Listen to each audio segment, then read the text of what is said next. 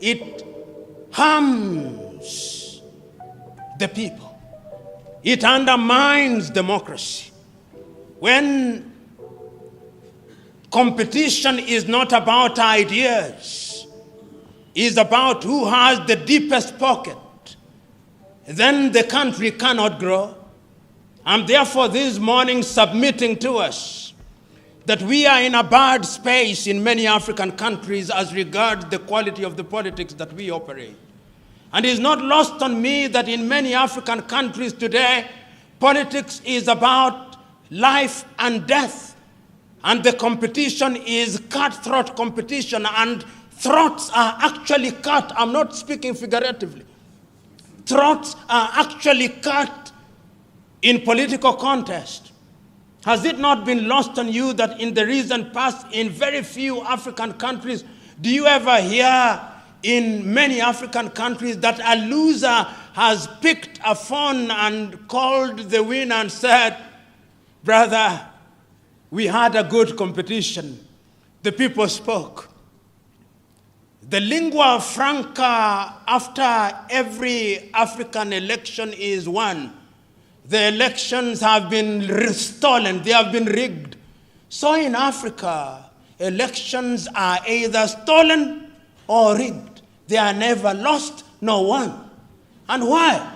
The reason is very simple. It is cutthroat. It is not a competition of ideas. It is a competition for occupying a lucrative casino so that the political office, the state house or the government house is a casino where gambling is perpetuated on a daily basis. And everyone wants to be in control of that casino.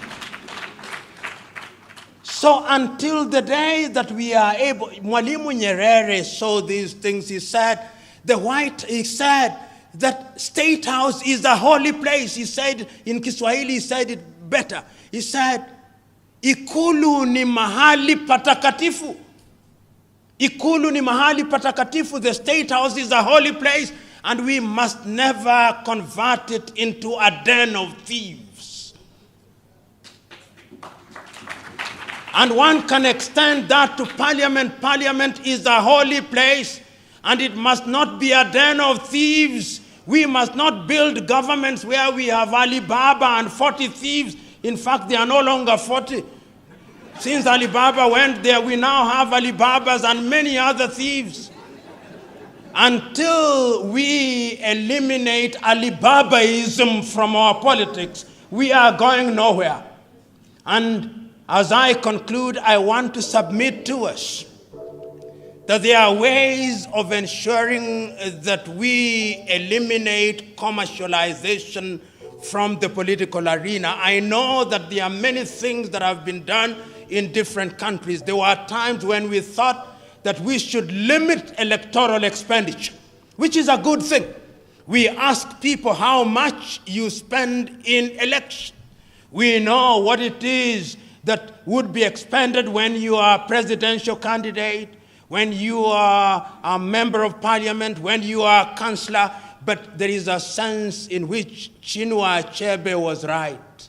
Chinua Achebe, writing in 1958, said of a bird amongst his Igbo people that since man has learned to shoot without missing, naked the bird has learned to fly without perching. So there is a sense in which now that we have made the laws, the politicians have also perfected the art of ensuring that they expend beyond the prescribed expenditure without being caught. But that is a step in the right direction. The other one is sensitization of the people. The people themselves must be sensitized. I said at the outset that one of the problems in Africa is the assumption, and I want to repeat to us, perhaps we are the better lot, but there is a sense in Africa in which the politician, whether they say it or not, actually believe that we, the electorate, are a bunch of nincompoops. They believe so. Many African politicians actually hold the electorate in great contempt. They think we don't think.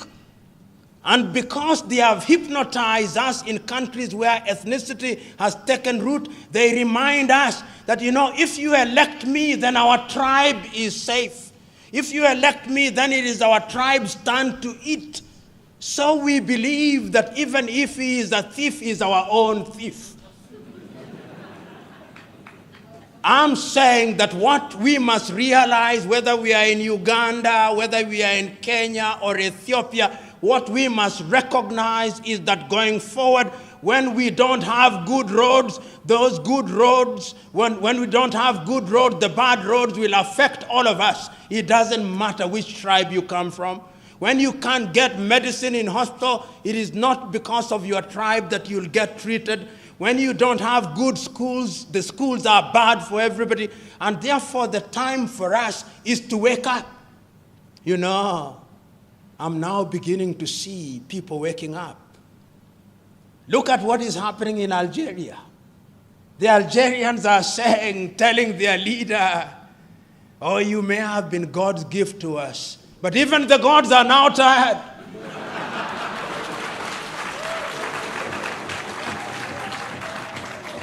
And it's not only in Algeria that they are saying that. In Sudan, they are telling the Sudan, we know that you may have been God's gift, but the gods now want you.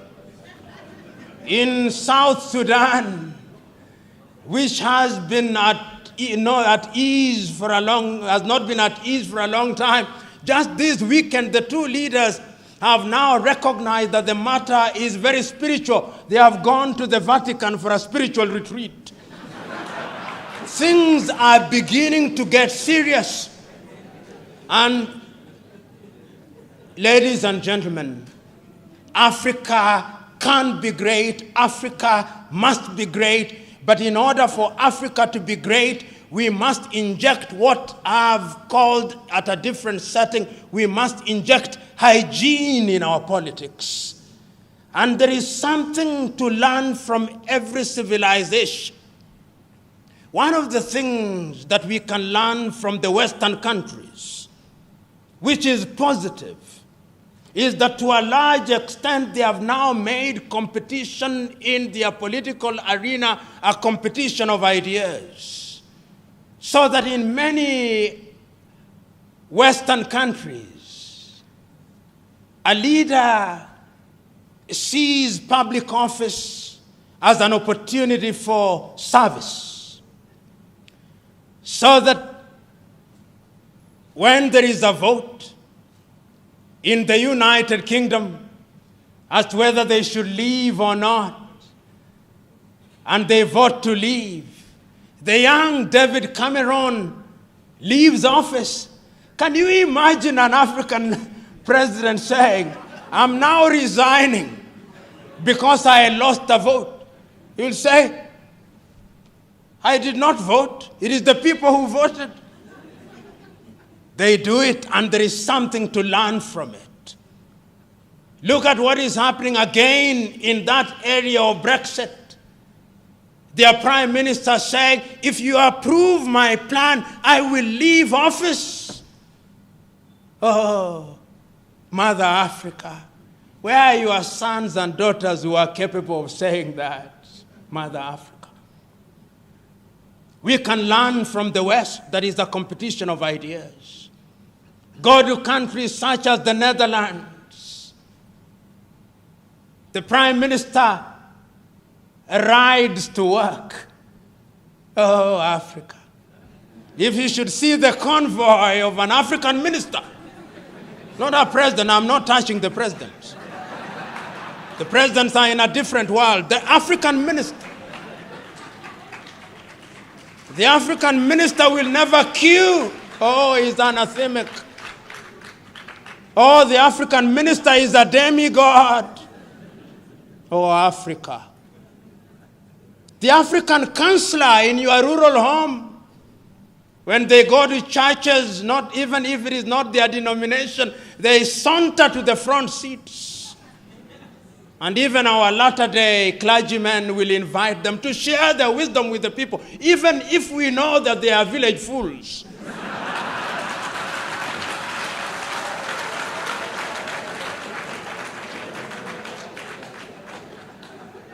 If there is anything that we must learn from Western Europe, is that they have gone through enough problems and they are capable of organizing their affairs, and they have demystified political leadership. We must demystify political leadership going forward. And once we do that, and I think we can do it because I can now begin to see something happening in Africa. Young Africans are beginning to ask searching questions. Africans are beginning to recognize that corruption is a cancer in our body politic. They are beginning to recognize that those who want to buy their votes don't mean well for them. They are beginning to recognize that there is enough money to change their lives if the thieves are eliminated from the political arena. They are beginning to realize that commercialization of politics is a threat to democracy. They are beginning to rise up. And I think that those who have not smelled the coffee will be surprised. They will be surprised when the ground moves from under their feet. They'll be surprised when Africa begins to elect individuals who can demonstrate that they have ideas, because the politics of the 21st century is the politics of ideas and about competition of ideas. Ladies and gentlemen, one can go on and on in such things, but there is no wisdom in flogging a dead horse. As I said at the beginning, I claim no authority on these matters. I merely share my thoughts with you in the hope and the belief that after this, there will be an exercise in cross-fertilization and cross-pollination. I rest my case. God bless.